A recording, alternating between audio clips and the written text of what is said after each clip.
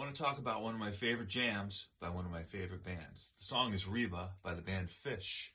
Okay, Reba is a very complex song. When it comes to the lyrics, when it comes to the chord changes, when it comes to this whole orchestrated middle section, what's going on there, and then we get to the jam, and that's what I want to talk about. The jam is only 2 chords. It's E flat major 7 to F7. And it just does that over and over again. 1 bar of E flat major 7. 1, 2, 3, 4, F7, 2, 3, 4, repeat. Never changes. Sometimes they hang on a chord and do their thing. Phish does. And that's awesome, of course. But I really want to talk about just navigating these 2 chords and what is going on here. So basically, E flat major 7 is E flat, G, B flat, and D. And then F7, F dominant 7, F, A, C, E flat. So it's important to know your chord tones, your arpeggios, and navigating a song like this, you're going to do that, as any song you would. But I want to talk about what's going on with this chord progression. What key are we in? If we're in E flat major 7, it's kind of our...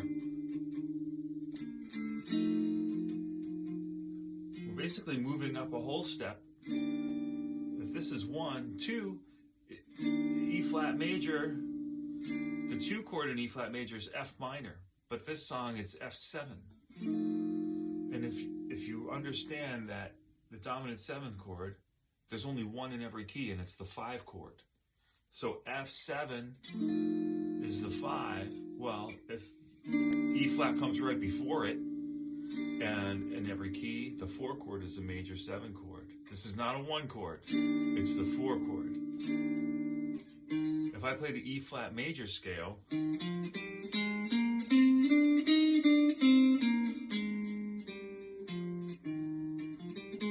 can hear in this chord progression,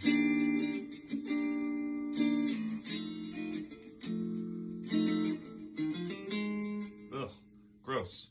You need an A natural, not an A flat. 1, 2, 3. I'm raising the 4th degree of this major scale.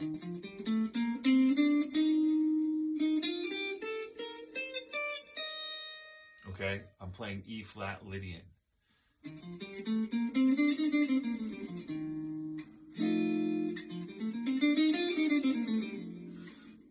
All right, I got my chord tones.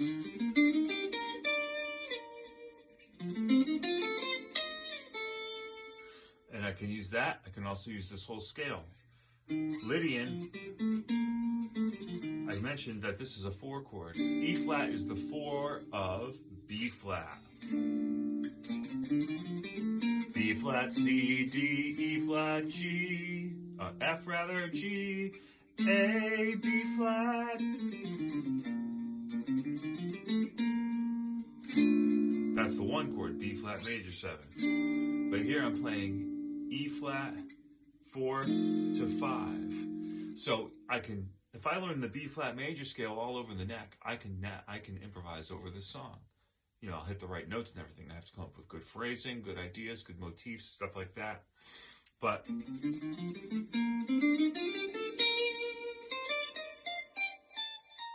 B flat, learn it all over the neck, and then you can be proficient playing over this song. Also know all your arpeggios of the E flat major 7.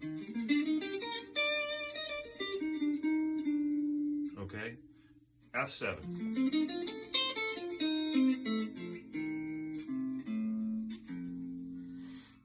Know your notes all over the neck. Know what chord notes are in each chord. Okay? So now, I made a backing track here to practice along.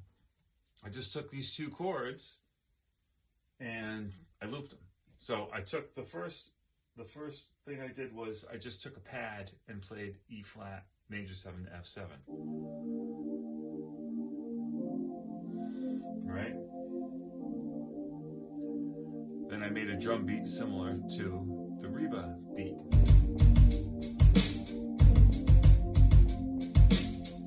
Then I added a bass line that syncs up to what Mike's doing. This is just a loop, so it never changes. And then, of course, I had a little piano just to get some page in there, a little more life. Now I'm going to play the B flat major scale. Got my handy Spark Mini over here.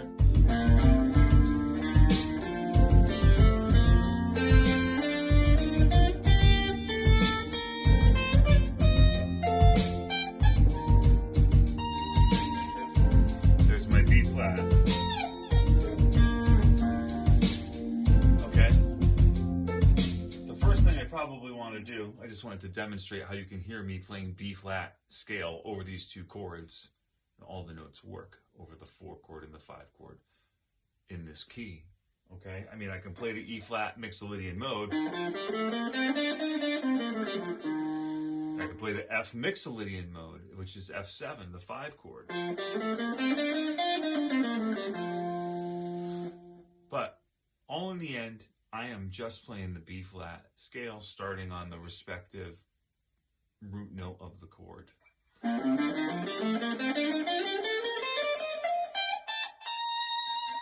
B flat major scale, okay? First, I'm going to run the loop again, and I'm just going to play the root note of each chord into evolving that into something else. So here we go. Here's an E flat chord, E flat the note, F7 the F note.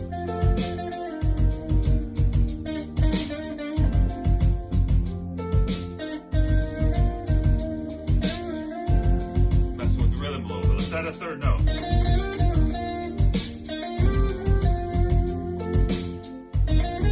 Whoops.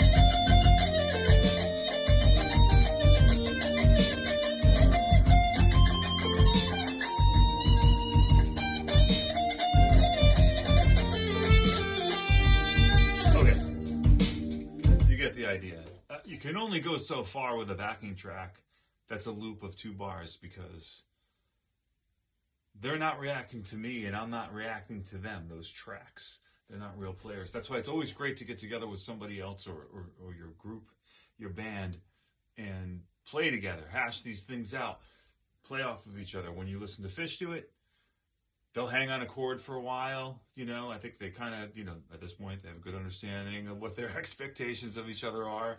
And then they certainly follow each other as the whole thing grows, because dynamically, this piece, when they play it at the end, it just grows until it explodes, and then you get sucked into, I don't know, a vortex of the vacuum of space, silence.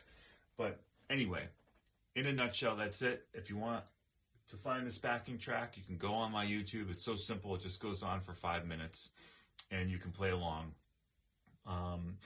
And if you want help learning more about modes, learning more about improvisation, send me a direct message, and we'll hook up a time. Just say, hey, my name is, I'd like to set up a free consultation, and we'll talk about what we can do to help you, a program that will help you get better at improvising, understanding music theory, and getting better at jamming. All right, thanks for listening.